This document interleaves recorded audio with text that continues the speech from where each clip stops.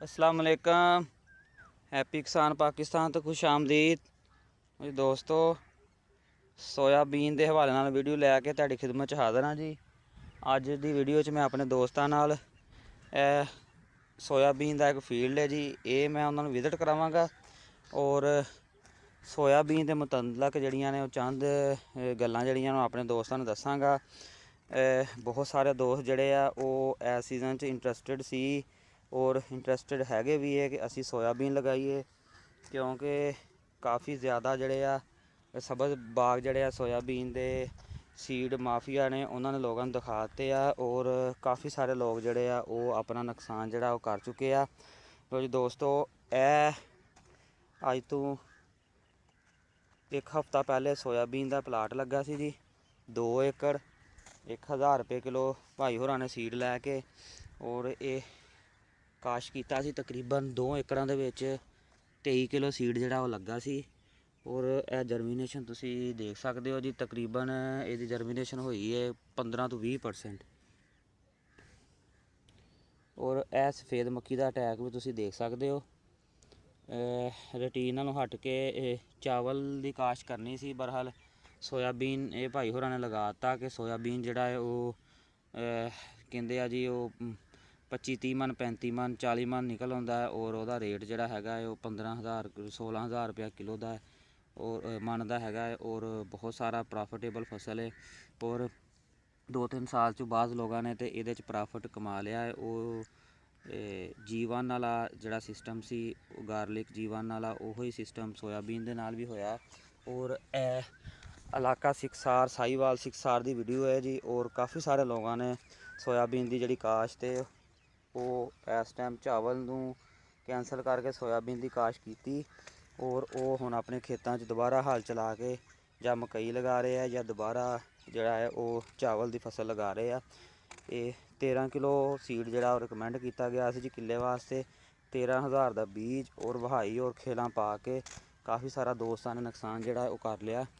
तो सोयाबीन के मुतलक मैं अपने दोस्तों जड़ियां ने चंद मजीद गल्लां जड़ियां वो दसना कि सोयाबीन का जिहड़ा दोस्त दसदे आ जी असल सीजन जिहड़ा है वो तुसीं बहारिया मक्की दे नाल लगा सकते हो।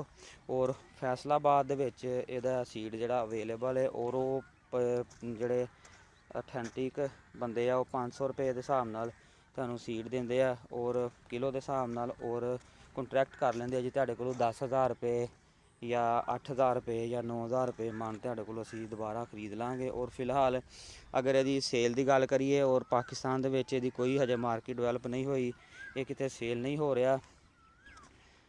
अज तो ठीक 1 साल पहले उकाड़ा दे विच एक जिमींदार ने 45 एकड़ ते सोयाबीन की काश की और वो बाद चों इनू सेल करने वास्ते बहुत ज़्यादा परेशान होया और उन्हें भी काफ़ी ज़्यादा जिहड़ा नुकसान है उठाया। बहुत सारे दोस्त जिहड़े आ वो सीड माफिया दे गल्लां च आके सोयाबीन दा सोच रहे आ या सोयाबीन लगा के नुकसान कर चुके आ। खेत तुहाडे सामने आ जी, जर्मीनेशन जिहड़ी वो बिल्कुल ना होने दे बराबर है। और इस खेत ते बारिश का इफैक्ट भी हैगा, पर हाल बारिश तो पहले भी जिहड़े खेत लगे आ उन्हां दे भी सोयाबीन की जिहड़ी जर्मीनेशन बहुत कम हुई है। तो दोस्तों वीडियो बनाउण दा एह मकसद सी कि माफिया हज़रात दीयां गल्लां च आके अपनी रूटीन की फसल जिहड़ी है वो नहीं छड्डनी चाहिदी और अपनी रूटीन वाली फसल वाल ही रहना चाहिए। क्योंकि अगर कोई दोस्त कहे जी 10 लाख 15 लाख या 20 लाख रुपया जी प्रॉफिट 90 दिनों च आ जाना है, वो गल जिहड़ी वो समझ तो बाहर होंदी है। उस गल दे विच आके अपना जिहड़ा नुकसान है वो ना उठाया करो और रूटीन वाली फसलों अल ही रहना चाहिए और इहो जी फसल तो बचना चाहिए। अगर सोयाबीन की मार्केट जिहड़ी है वो अपने मुल्क च डिवेलप होंदी है, उहदी जिहड़ी है अगर जिमींदार बेचे और वो बर वक्त मंडियां सेल शुरू हो जाए तो फिर सोयाबीन वाली जिहड़ी है एक एक्स्ट्रा फसल जिहड़ी ऐड हो जाएगी और दूसरिया फसलों का जिहड़ा बोझ वो कम हो जाएगा। बहरहाल फिलहाल ना तो कोई काबिल एतबार बंदा सीड वाला हैगा और ना ही कोई काबिल एतबार इनफॉर्मेशन जिहड़ी है वो सोयाबीन के मुतलक हैगी है।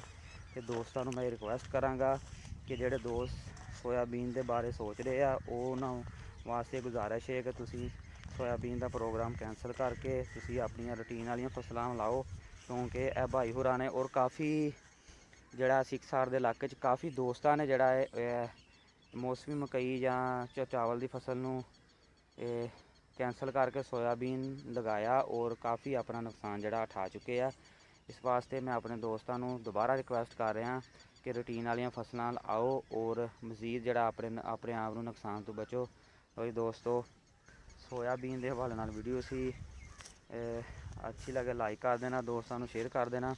ਔਰ ਮੈਂ ਰਿਕੁਐਸਟ ਕਰਾਂਗਾ ਜਿਹੜੇ ਦੋਸਤ ਹੈਪੀ ਕਿਸਾਨ ਪਾਕਿਸਤਾਨ ਤੇ ਨਏ ਆ, ਉਹ ਹੈਪੀ ਕਿਸਾਨ ਪਾਕਿਸਤਾਨ ਨੂੰ ਸਬਸਕ੍ਰਾਈਬ ਕਰ ਲਓ, ਬੈਲ ਆਈਕਨ ਨੂੰ ਦਬਾ ਲਓ, ਤਾਂ ਕਿ ਮੁਖਤਲਿਫ ਫਸਲਾਂ ਦੇ ਹਵਾਲੇ ਨਾਲ ਔਰ ਮੁਖਤਲਿਫ ਫਸਲਾਂ ਦੇ ਰੇਟਾਂ ਦੇ ਹਵਾਲੇ ਨਾਲ ਵੀਡੀਓਜ਼ ਤੁਹਾਨੂੰ ਦੇਖਣ ਨੂੰ ਮਿਲਦੀਆਂ ਰਹਿਣ। ਅੱਲਾ ਹਾਫਿਜ਼।